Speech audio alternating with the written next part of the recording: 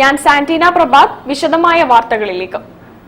തെന്നിന്ത്യൻ ചലച്ചിത്ര താരം ഷീല വരച്ച ചിത്രങ്ങളുടെ പ്രദർശനം സ്റ്റാർ ആർട്ട് സർപ്രൈസ് കോഴിക്കോട് സമാപിച്ചു.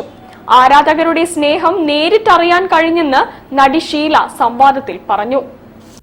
കഴിഞ്ഞ 15 ദിവസങ്ങളിലായി കോഴിക്കോട് ലളിതകലാ ആർട്ട് ഗാലറിയിൽ സംഘടിപ്പിച്ച ഷീല വരച്ച ചിത്രങ്ങളുടെ പ്രദർശനം സമാപിച്ചു. നിരവധി പേരാണ് ചിത്രം നേരിൽ കാണാനും വാങ്ങാനും എത്തിയത്. ഒരിക്കൽ കൂടി ആർട്ട് ഗാലറിയിൽ പ്രദർശനം കാണാൻ ഷീലയും സംഘാടകരായ ആസിഫ് അലി കോമുവും ബേബി മാത്യു സോമതീരവും എത്തി. തുടർന്ന് ഹോട്ടൽ മലബാർ പാലസിൽ നടന്ന സംവാദത്തിൽ പങ്കെടുത്തു. വേളയ്ക്ക് ശേഷം ആരാധകരുടെ ഇഷ്ടം തൊട്ടറിഞ്ഞ വിശേഷം പങ്കിട്ടാണ് നടി ഷീല അതിഥികളുമായി സംസാരിച്ചത്. ഇവിടെ വന്ന പിന്നെയാണ് ഞാൻ അറിയുന്നത് എനിക്ക് ഇത്രത്തോളം ആരാധകന്മാരുണ്ടെന്ന്.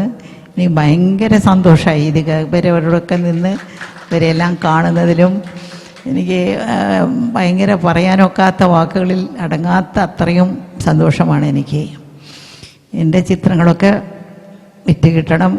ഇതൊന്ന് ക്യാൻസർ രോഗികൾക്ക് ഏറ്റായിട്ടുള്ളൊരു ശ്രമമായതുകൊണ്ട് ഒരുപാട് പേര് ഇത് മേടിച്ചിട്ടുണ്ട്. ഇനി കുറേ ചിത്രങ്ങളുണ്ട് വിൽക്കാനായിട്ട്. നടി സുരഭി ലക്ഷ്മി മുഖ്യ അതിഥിയായി.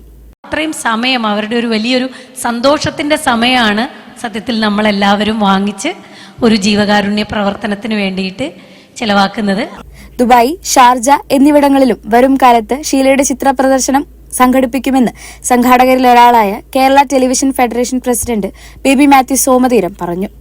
ഷാർജയിൽ നടത്തണമെന്ന് പറഞ്ഞു. തീർച്ചയായിട്ടും മാഡം ഞങ്ങൾ ദുബായിൽ എന്തായാലും സംഘടിപ്പിക്കും. ഒരുപക്ഷെ അദ്ദേഹം പറഞ്ഞ ഷാർജയിൽ സംഘടിപ്പിക്കും. മാഡം അവിടെ വരണം.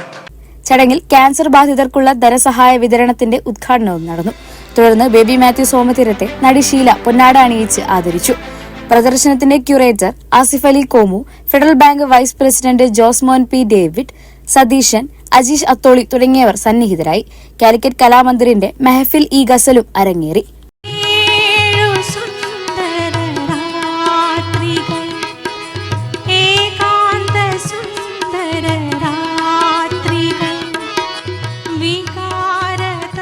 News bureau, Kozhikode.